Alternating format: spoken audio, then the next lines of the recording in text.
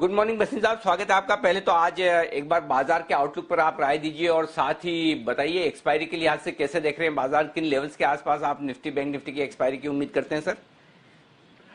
तो expiry sir मुझे लगता है बीच में कहीं होगी, तो 13,000 नहीं हुई तो 12,900 और 13 के बीच में, और 29,300 और 500 के बीच में bank Nifty.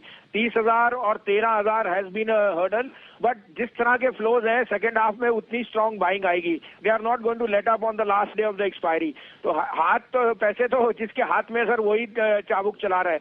So I think that हमें यहाँ पे लव हेट रिलेशनशिप होगी, because yesterday's high we saw lots of fall, but that's part of the course. Anil ji, अगर आपने इतना बढ़िया मंथ देखा है तो आपको थोड़ा सा उतार चढ़ाव देखना पड़ेगा। हमारा व्यू अभी भी यही है, book profit in bank selectively, get into IT, get into pharma and PSUs यहाँ से भाग रहे हैं और अभी तो शुरुआत है। तो जैसे मैंने आपको कहा, पहले भी मेरे को बहुत लोगों ने ट्रोल किया था जब मैं 75 रुपए पे ओएनजीसी और 95 रुपीज पे गेल कह रहा था, वो बहुत अंडर परफॉर्म किए। और पीएसयू बैंक्स मैं अब सोचता हूँ उनकी आउट परफॉर्मेंस शुरू है, तो that is the time to put your money where your mouth is. I think PSUs can lead from here. तो selectively IT, pharma, entertainment and consumption, ये आउट परफॉर्मिंग थीम्स होंगे। ठीक बात है सर। तो बताएं सर, आज के लिए आपकी पिक्स कौन सी है फिर? तो अनिल जी, पहले यहाँ पे एक और बात बता दूं, अगर हमने आपको सजेस्ट किया था पीएसयूज तो उसमें हमने कहा था थोड़ा सा शिफ्ट कीजिए, लेकिन थोड़ा ये इसलिए हम कह रहे हैं कि थोड़ी जागरूकता भी होए कि अंडर परफॉर्मेंस भी एक लिमिट तक होता है। आज आपको बोलूं, ONGC is the cheaper stock of energy in the world, उससे सस्ता हो ही नहीं सकता। अब कहीं तो उसकी वैल्यूएशन बेंचमार्क पे आएगी, उसके डिविडेंड यील्ड। उसी तरह से आज आप उदाहरण के लिए कोई पीएसयू बैंक ले लीजिए, स्टेट बैंक को छोड़ के बाकी बैंकों ने भी तो कैश रेज किया, उनकी net interest income, cost of money is the lowest for banks and NBFC, you can't go wrong. तो कल मैंने आपको दो दिग्गज शेयर दिए थे, एचसीएल टेक, माइंडट्री। मैं अभी भी सोचता हूँ Mindtree earnings are the best in the industry, along with HCL tech they will be rerated. अब आप कहें तो दो नहीं 3 पिक्स हैं और तीनों लॉन्ग साइड में हैं और सिलेक्टिव आउट परफॉर्मेंस स्टॉक्स हैं। मैं आपकी पिक्स लूं सर, उससे पहले एक चीज बोलना चाहता हूं, चूंकि आज आपने 2 बार जिक्र किया ट्रोलिंग का। सर मैं आपको, मैं दर्शकों को भी बता दूं और आपको तो खैर पता ही है कि मार्च के महीने से जब इतनी तेज गिरावट हुई और उसके बाद से लेकर अब तक बाजार में सबसे ज्यादा भरोसे से अगर किसी एक आदमी ने बोला खरीदिए तो वो बसिन साहब ही है। हम बसिन साहब, बाकी सारे पैनलिस्ट एक्सपर्ट हैं, एनालिस्ट हैं, कोशिश करते हैं कि सही है। सब लोग, कोई भी इनमें से भगवान नहीं है कि 100% सब सही हो, और ये मार्केट है, हर रोज ऊपर नीचे होगा।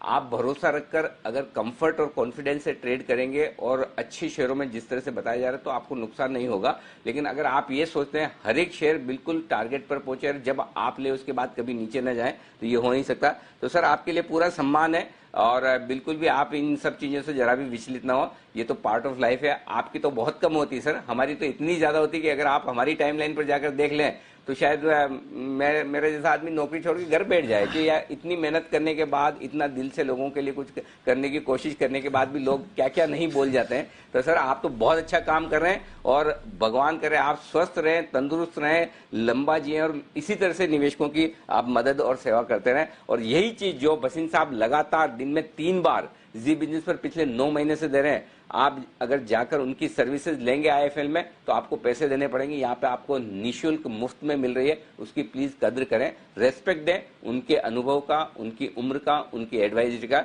ये मेरी रिक्वेस्ट है। मैं बसिन साहब की बात में वो दर्द था वो मैं समझ रहा हूँ, इसलिए मैंने ये कहा। बसिन साहब बिल्कुल आप निश्चिंत होकर, आप जो काम कर रहे हैं बहुत बढ़िया कर रहे हैं, प्लीज वही करते रहें। जी सर, अब बताएं आपकी कॉल्स। तो अनिल जी, पहली बात तो ऐसा कोई दर्द नहीं है, शेयर बाजार का मतलब है पेन एंड गेन।